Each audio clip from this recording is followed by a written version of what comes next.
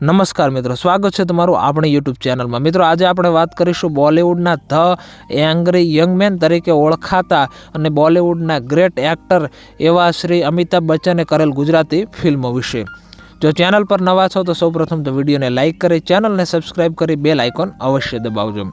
મિત્રો, અમિતાભ બચ્ચન કે જેઓ ગુજરાત ટુરિઝમના બ્રાન્ડ એમ્બેસેડર તરીકે રહી ચૂક્યા છે અને તેઓના ફેમસ ડાયલોગ છે જેવા કે કચ્છ નહીં દેખા તો કુછ નહીં દેખા और खुशबू है गुजरात की તેમજ કુછ દિન તો ગુજારો ગુજરાત મેં એટલે ગુજરાત ટુરિઝમના તેઓ બ્રાન્ડ એમ્બેસેડર રહ્યા છે। તેમણે કરેલ ગુજરાતી ફિલ્મોની વાત કરીએ તો સૌપ્રથમ તેઓએ પ્રોડ્યુસર તરીકે પ્રથમ ફિલ્મ કરેલી એટલે કે વર્ષ 2013માં તેઓએ પ્રોડ્યુસ કરેલી ફિલ્મ રિલીઝ થયેલી સપ્તપદી।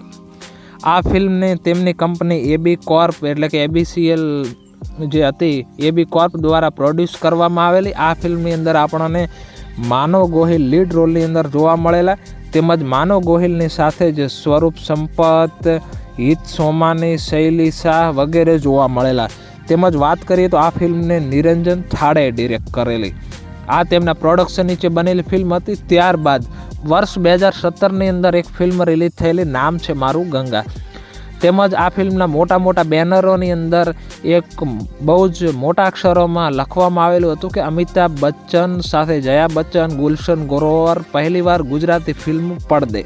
એટલે કે લોકોને એમ કહેવામાં આવ્યું હતું કે અમિતાભ બચ્ચન સૌપ્રથમ વખત ગુજરાતી ફિલ્મોની અંદર જોવા મળી રહ્યા છે। આ ફિલ્મની અંદર અમિતાભ બચ્ચન સાથે જયા બચ્ચન, ગુલશન ગ્રોવર, નિરૂહા વગેરે હતા। જો કે આ ફિલ્મ ગુજરાતી ફિલ્મ નથી, જો કે આ એક ભોજપુરી ફિલ્મ હતી જેનું નામ હતું ગંગા દેવી અને તેને ગુજરાતીની અંદર નામ છે મારું ગંગાથી રિલીઝ કરવામાં આવેલી એટલે કે તેને ગુજરાતીમાં ડબ કરવામાં આવેલી। આ ઉપરાંત હિન્દીમાં પણ ધ ગ્રેટ લીડર નામથી ડબ કરીને રિલીઝ કરવામાં આવેલી એટલે કે તે ગુજરાતી ફિલ્મ નથી પરંતુ ગુજરાતી ડબ ફિલ્મ હતી। ત્યારબાદ વર્ષ 2017માં જ વિપુલ મહેતાએ ડિરેક્ટ કરેલી film carry on Kesar release થયેલી કે જે ફિલ્મની અંદર લીડમાં આપણને દર્શન ઝરીવાલા, સુપ્રિયા પાઠક, અવની મોદી, રીતેશ મોબ વગેરે કલાકારો જોવા મળેલા। તેમજ આ ફિલ્મની અંદર આપણને અમિતાભ બચ્ચન અને જયા બચ્ચન એક કેમિયો રોલ કરતા જોવા મળેલા, જે તમે ઘણા ન્યૂઝની અંદર પણ જોઈ શકો છો। ન્યૂઝની અંદર પણ એ વખતે આવતું હતું કે જયા બચ્ચન અને અમિતાભ બચ્ચન સૌ પ્રથમ વખત ગુજરાતી ફિલ્મની અંદર આપણને કેમિયો રોલમાં જોવા મળવાના છે અને આ સ્ટોરી અમિતાભ બચ્ચનને ખૂબ જ પસંદ પડેલી એટલે તરત જ તેઓએ વિપુલ મહેતાનો ઈમેલ વાંચીને જ તરત આ ફિલ્મ માટે હા કહી દીધેલી અને અમદાવાદમાં તેનું શૂટિંગ થયેલું।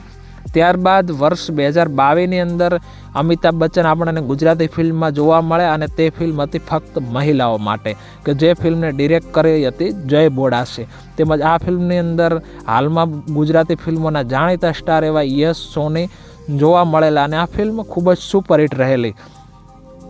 ત્યારબાદ આ જ ફિલ્મના નામથી આ જ ફિલ્મની આમ તો સિક્વલ ન કહી શકાય કારણ કે સ્ટોરી સેમ નથી, 2024ની અંદર રિલીઝ થયેલી ફક્ત પુરુષો માટે અને આ ફિલ્મની અંદર પણ આપણને અમિતાભ બચ્ચન જોવા મળેલા અને આ ફિલ્મની અંદર યશ સોની, ઈશા કંસારા, દર્શન ઝરીવાલા વગેરે કલાકારો હતા। તેમજ આ ફિલ્મની અંદર અમિતાભ બચ્ચનનો કેમિયો રોલ ઘણો મોટો રોલ હતો। તો આટલી ફિલ્મોમાં અમિતાભ બચ્ચન જોવા મળ્યા છે। તો આપને આ માહિતી કેવી લાગી તે કોમેન્ટ કરી અવશ્ય જણાવજો। જય હિન્દ, વંદે માતરમ।